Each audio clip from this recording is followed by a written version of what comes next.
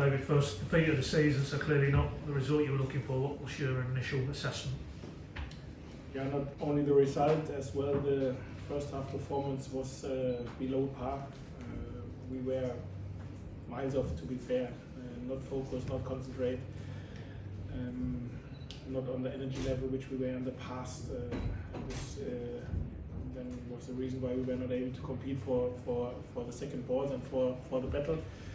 Tactically, we made a lot of mistakes. Everyone came to the ball. We only wanted to play short, no runs and no balls in behind to stretch them as well. We spoken about this in halftime. Second half was good. It was a good second half where we have done exactly the right runs, the right movements, and competed on a much higher level. This is why it can't be a reason of freshness, because second half we've shown exactly what we are all about. Obviously this defeat hurts because this is a defeat which we only conceded because of us, but it's a reality check that we have seen. In the championship you have to switch on, focus, concentrate every single second. It doesn't matter what happened in the game before. You have to be there and have to show it. Today, first half, too many players were below par. I'm sure you would have expected, because you talked up at home, they're very strong and they were aggressive front foot. They tried to sort of push you back. So you expected all that. Is that why it's really frustrating, the first half response? Yeah, there was no surprise how they played, how they decided to play this game. And we've known the answers and we've known what to do, and we've shown it in the second half, but not in the first. And this is why, yeah, it hurts today. Maybe it's not bad that we now have the international break, that everyone can feel this pain a little bit longer, rather than that the next game is just around the corner. Even if obviously I would love to have my players now around me in the next weeks, which isn't the case, but we have to take it out. I mean, you did get the response you probably wanted. Early goal from Christian. You said you got into them and tried to, adjust a few things, but were you actually, not happy? And did you express that to the players at half time? Yeah, of course.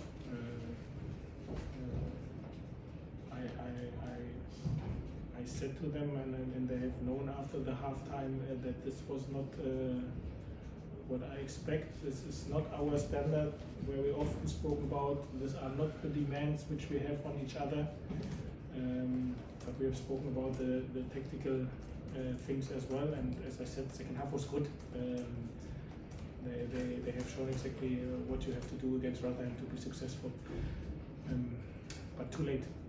And this is why I like to say it was a deserved defeat, because we have the expectation and the demand on ourselves that we play not only one half to our strength, that we do it from the first till the final second. And this is what we not have done today. We've done it in the other games and performed well, got good results.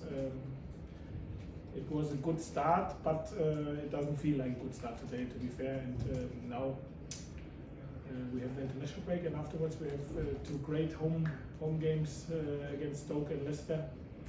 And this is then where at one point we are looking forward to, after this very intense week with 3 away games, which we had, like our supporters, to be fair, and they were excellent today. It was unbelievable. It felt like times like a home game. So credit to them, though unfortunately we were not able to give them the championship. As you say there, I mean, at the minute it hurts and you'll digest it, I'm sure, over the coming days. But one defeat in 7, the context of it has been a very, very positive start. And is that the message you'll once you get past the disappointment, you'll have to just reiterate around the group? Yeah, obviously this game is part of the start, and it was now not a super start. It was a good start, yes. And this is. Listen, I think we all together have known that you will concede defeats in the championship. But even if you know it, if you then concede it, hurts. And this is what today is the case. The good thing is that we are quite early, so now we conceded the first one, and the first one, which was one, we conceded because of us. And this should not happen again. And this is where every individual has to and should learn from it and will learn from it. Otherwise, I will react. And this is what we now have to show, and where we have to live with, and where we have to show, okay, it happened, and we learn from it. And this is exactly what my expectation is, that this defeat doesn't change our demands on ourselves, that we push for our standards, and then everyone likes to not have a feeling again like today. Just to ask, I mean, you have more often than not substituted John Rowe around the hour mark. There was a little, I don't know whether he pulled up with a bit of cramp or whatever. Was there anything there injury related? I mean, it looked like a pre-planned change with Wagner anyway. But... No, it looks like that everyone is healthy after today's game. And if I can throw one or two at you, away from the game, injury-wise, Josh, you know, has what can you tell us coming out of the specialist visit? Yeah, Josh, as we already said, has a serious injury, needs surgery. Will get the surgery on Monday. Will be out till Christmas, maybe January. This is why we reacted in the transfer market with Wagner, and because of the late offer which we got yesterday for Andrew, a very good one. We decided to sell him. We filled this gap with Danny. I was going to ask you obviously about the transfer related business, but just on Wang, just talk to us about, do you see clearly attributes in Josh's game that he possesses? Because obviously maybe Norwich fans wouldn't be too well aware of that player. Yeah, he is a striker which totally fits into our idea of football. He can run in behind, he has a good link-up play, a certain size to compete in the air, quick enough, works his socks off what for the team, what South Korean player quite often do, and knows England, speaks English, likes to show that he is capable of producing performances here in England as well. He was desperate to join us, like we were desperate to get him, and obviously Danny is well known in England.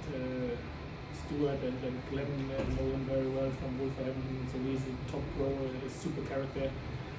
A little bit the idea what we have with Forshy as well.